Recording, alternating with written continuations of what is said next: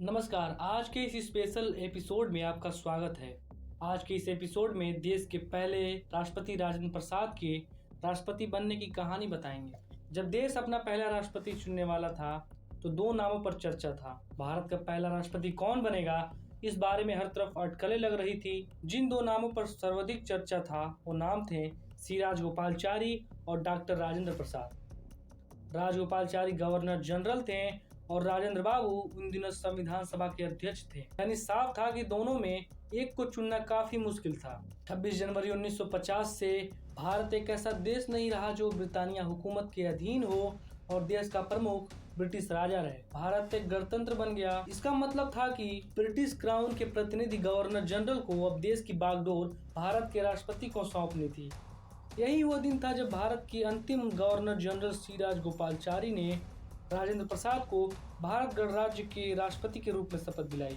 हालांकि राजेंद्र प्रसाद का राष्ट्रपति बनना इतना आसान नहीं था। जो बातें बाहर सहज दिख रही थी वो दरअसल एक भयंकर राजनीतिक रस्साकसी से होते हुए गुजर रही थी।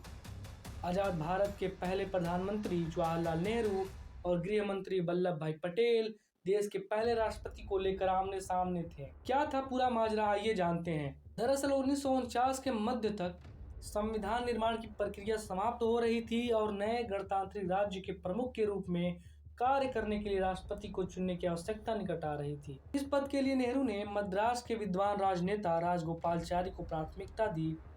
राजगोपालचारी उन दिनों पहले से ही गवर्नर जनरल थे और उन्हें राष्ट्रपति नियुक्त करना कोई बड़ा बदलाव नहीं दिख रहा था। हालांकि सरदार वल्लभ भाई पटेल के पास देश के पहले राष्ट्रपति के लिए अन्य एक नाम था। उन्होंने राजगोपालचारी की जगह बिहार के कांग्रेसी राजनेता राजेंद्र प्रसाद का समर्थन किया। यहीं से देश के पहले राष्ट्रपति के चुनाव को लेकर जवाहरलाल नेहरू और पटेल के बीच मतभेद शुरू हो गए। राजगोपालचारी और नेहरू एक दूसरे के साथ सहमत थे कि भारत को किस प्रकार की धर्मनिरपेक्षता का पालन करना चाहिए। हालांकि यह एक ऐसा विचार था जिससे पटेल पूरी तरह सहमत नहीं थे। उन्होंने तो राजगोपालचारी को एक बार आधा मुस्लिम और नेहरू को कांग्रेस का एकमात्र राष्ट्रवादी मुस्लिम तक कह दिया था। सरदार पटेल की साफ पसंद राजेंद्र बाबू थे। पटेल खुद में और राजेंद्र प्रसाद में काफी समानताएं पाते थे। दरअसल अध्यक्ष के रूप में राजेंद्र प्रसाद ने जवाहरलाल नेहरू के हिंदू कोड बिलों का कड़ा विरोध किया था, जिसने महिलाओं को अधिक अधिकार दिए। इतना ही नहीं, नेहरू के साथ उनका सबसे दिलचस्प संघर्ष गणतंत्र दिवस की तारीख को ही था। प्रसाद चाहते थे कि यह दिन आगे बढ़े क्योंकि उन्हें लगा कि यह दिन ज्योतिषीय रूप से अशुभ है। हालांकि कहा जाता है कि नेहरू और पटेल के बीच यह संघर्ष और कुछ नहीं बल्कि राजनीतिक युद्ध की तरह था, जो पटेल द्वारा नेहरू की शक्ति पर रोक लगाने की इच्छा से प्रेरित था। अगले क्रम में नेहरू ने जब उन्हें पत्र लिखा, क्या था उस पत्र में, आइए जानते हैं। जवाहरलाल नेहरू ने 10 सितंबर 1949 को राजेंद्र प्रसाद को पत्र लिखा।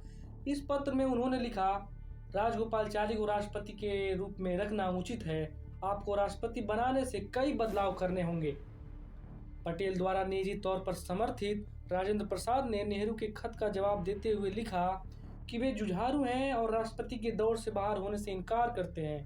हालांकि सार्वजनिक रूप से पटेल ने अपने पत्ते नहीं खोले थे। नेहरू के साथ अपने संचार में पटेल ने यह धारणा दी कि इस लड़ाई से उन्हें कोई लेना देना नहीं। उन्होंने कहा था कि अब नेहरू को स्थिति से निपटना है, वो उनका समर्थन करेंगे। इन सब के बीच पर्दे के पीछे क्या चल रहा था, इस बात से बेखबर नेहरू ने पटेल को पत्र लिखकर शिकायत की कि इस विषय पर जोरदार प्रचार किया गया है और राजेंद्र बाबू के पक्ष में एक बड़ा बहुमत है। इसी क्रम में नेहरू ने सांसदों की बुलाई थी बैठक। क्या था परिणाम, आइए जानते हैं। 5 अक्टूबर को नेहरू ने मामले को तय करने के लिए कांग्रेस सांसदों की बैठक बुलाई। जैसे ही उन्होंने राष्ट्रपति के लिए राजगोपालचारी के नाम का प्रस्ताव रखा, उनका विरोध उपस्थित सांसदों द्वारा किया गया। नेहरू के कद और उनकी स्थिति को देखते हुए यह काफी आश्चर्यजनक था कि इसका अंदाजा नेहरू को भी नहीं था। विरोध की तीव्रता से विचलित होकर नेहरू ने समर्थन के लिए पटेल की ओर रुख किया और उस महत्वपूर्ण क्षण में सरदार पटेल ने नेहरू का समर्थन नहीं किया। सांसदों के विरोध से स्तब्ध नेहरू ने अपना भाषण बंद कर दिया। सांसदों की इस बैठक से तय हो गया कि राजगोपालचारी के राष्ट्रपति बनने की संभावनाएं लगभग खत्म हैं। इसी क्रम में हारने के बाद राजगोपालचारी ने संन्यास की घोषणा कर दी। प्रसाद को राष्ट्रपति के रूप में शपथ दिलाने के बाद राजाजी ने उन्हें ताकत और समर्थन की कामना करते हुए एक बधाई पत्र भी लिखा। इस तरह राजेंद्र प्रसाद देश के पहले राष्ट्रपति बन गए। राजेंद्र बाबू के राष्ट्रपति बनने के इस सफर में एक अगली कड़ी जुड़ी। 1952 में जब भारत में पहला चुनाव हुआ तो संसद में नए प्रतिनिधि आए और राष्ट्रपति चुनाव फिर हुए। इससे पहले 1951 में राजेंद्र प्रसाद और जवाहरलाल नेहरू हिंदू कोड बिल को लेकर एक दूसरे के खिलाफ थे। इस चुनाव से अन्य दलों ने प्रोफेसर के.डी. शाह का समर्थन किया, क्योंकि उनका मानना था कि राजनीतिक रूप से तटस्थ व्यक्ति को राष्ट्रपति बनना चाहिए। प्रोफेसर शाह श्रमिक संगठनों से जुड़े थे। उन्होंने लंदन स्कूल ऑफ इकोनॉमिक्स से अपनी पढ़ाई पूरी की थी। प्रोफेसर शाह 1938 में नेहरू के नेतृत्व में बने पहले योजना आयोग के सदस्य भी थे। 1952 के चुनाव में कांग्रेस को 489 में से 364 सीटें मिली थीं। उन दिनों कांग्रेस का उम्मीदवार होना ही भारत के राष्ट्रपति बनने का एकमात्र शर्त था। इस चुनाव में राजेंद्र प्रसाद को 5,60,400 वोट मिले थे, जबकि के.टी. शाह को सिर्फ 92,827 वोट मिले थे। इस चुनाव का एक दिलचस्प पहलू यह है कि कांग्रेस के 65 सांसदों और 479 विधायकों ने वोट नहीं डाला। बाद में कहा गया कि चूंकि राजेंद्र प्रसाद की जीत निश्चित थी, इसलिए कई लोगों ने वोट डालने की जहमत नहीं उठाई। इसी क्रम में जवाहरलाल नेहरू ने 1952 में एक बार फिर राजेंद्र प्रसाद को बतौर राष्ट्रपति स्वीकार किया, मगर अगले चुनाव यानी 1957 के चुनाव में नेहरू को अपनी पसंद के राष्ट्रपति को चुनने का अवसर फिर दिख रहा था। इसलिए इस बार उन्होंने उपराष्ट्रपति सर्वपल्ली राधाकृष्णन पर दांव लगाया। कांग्रेस के एक बड़े तबके ने राजेंद्र प्रसाद का फिर समर्थन किया। इसके अलावा मौलाना आजाद भी राजेंद्र प्रसाद के पक्ष में थे और नेहरू को एक बार फिर निराशा ही हाथ लगी। राधाकृष्णन इतने परेशान हुए कि उन्होंने उपराष्ट्रपति पद से अपना इस्तीफा तक सौंप दिया।